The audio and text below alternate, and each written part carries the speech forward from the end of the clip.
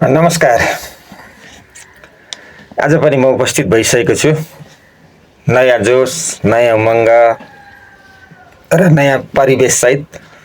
र आज 8औं श्रृङ्खला हामी 8 दिनसम्मको यात्रा गरेका छौँ, अथवा 8 दिनको यात्रा अथवा 8वटा श्रृङ्खला पार गरेका छौँ।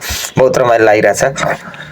पुस्तकसँग रमाउनु पाउनु, पुस्तकसँग खेल्न पाउनु आफैमा एउटा भाग्यमानी कर्म पनि हो। र यही कर्मलाई निरन्तरता दिइरहेको छु मैले। र आजको श्रृङ्खला झनै विशेष छ। 8औं श्रृङ्खला, 8 बार फाप्दैन भन्छन्, तर आज एकदमै फाप्ने विधासहित म उपस्थित भएको छु। आगो, पानी, सिँगालु, दँतालु, कुकुरसँग डराउनु भन्छन्, तर हामी डराउनु पर्दैन।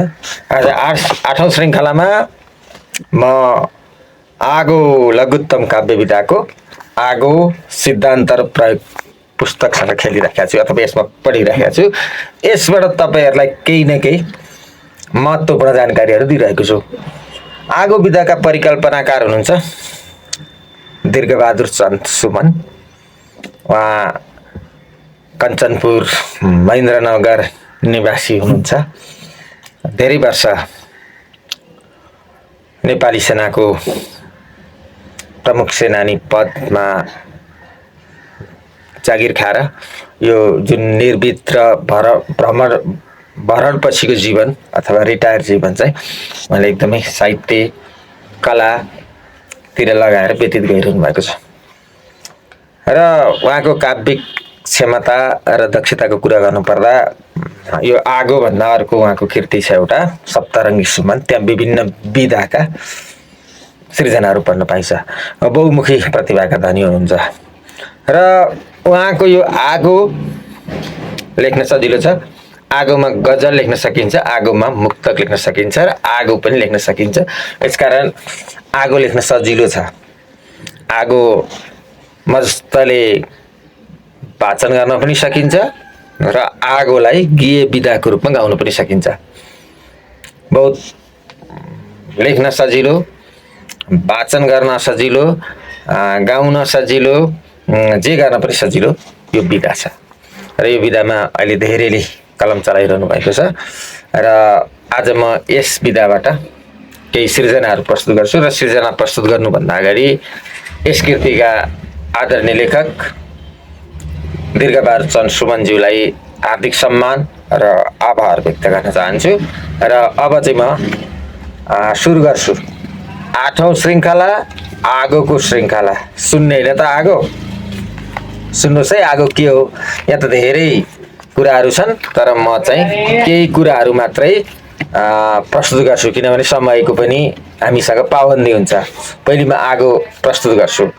रक्षक आगो, भक्षक आगो, सुल्टियो आगो, गुल्टियो आगो, पेटको आगो, रेतको आगो, नोटको आगो, भोटको आगो, रोगको आगो, शोकको आगो, भोकको आगो, झोकको आगो, दयाको आगो, मायाको आगो, जरेको आगो, झरेको आगो, धनको आगो, मनको आगो, जानियो आगो, मानियो आगो। बहुत राम्रो छ आगो। यो 5 अक्षरमा 2 पंक्तिमा लेखिन्छ। जम्मा 10 अक्षर हुन्छन् आगोमा। अब मैले आगाका केही उदाहरणहरू यहाँ प्रस्तुत गरिसकेको छु। अब मुक्त आगो प्रस्तुत गर्छु है। मुक्त आगो प्रस्तुत गर्नुभन्दा अगाडि म एउटा गजल आगो प्रस्तुत गर्छु। आगोमा गजल कसरी लेख्न सकिन्छ त भनेर। सल्के छ आगो, पल्के छ आगो, सर्प सम्झेको रहेछ धागो। सल्के छ आगो, पल्के छ आगो, सर्प सम्झेको रहेछ धागो, बलौटे थियो रहेछ पागो, भैँसी ब्याएको जन्मेछ रागो, सुमन तिम्रो रन्के छ डाको। एउटा गजल आगो प्रस्तुत गरेँ। र अर्को गजल आगो जुन अहिले हामी असार महिनामा छौँ, र असार महिनामा मानु रोपेर मुरी उब्जाउने किसानहरूलाई हामीले सम्मान गर्नुपर्छ। उहाँले यो किसानलाई उ राखेर लेख्नुभएको गजल आगो प्रस्तुत गर्दैछु। डुबायो धान, डुब्यो किसान, देशको शान झुक्यो किसान राखेछ मान दब्यो किसान पाउन्न खान चुक्यो किसान हे प्रभु जान दुख्यो किसान। मैले गजलागो प्रस्तुत गरेँ। अब म केही मुक्तागो प्रस्तुत गर्छु र मुक्तागो प्रस्तुत गर्ने क्रममा चाहिँ म एक दुईटा मुक्तागो पनि प्रस्तुत गर्छु। तोड्ने धर्म हो एकता भ्रम हो धर्मले तोड्छ पार्टीले फोड्छ सुन साइली सुन माइली सुनै सुनको गुनगाउली निशब्द आगो छ स्तब्ध आगो ज्वाला प्रचण्ड विक्षिप्त आगो कुरा कोटाको किन कोटाको बन्ने छैन र मन्त्री कोटाको लाज शरम राख भरम भर नपर गर करम बिरानु कतै बिरायो कतै पिरायो कतै मत बबुरो गिरायो कतै।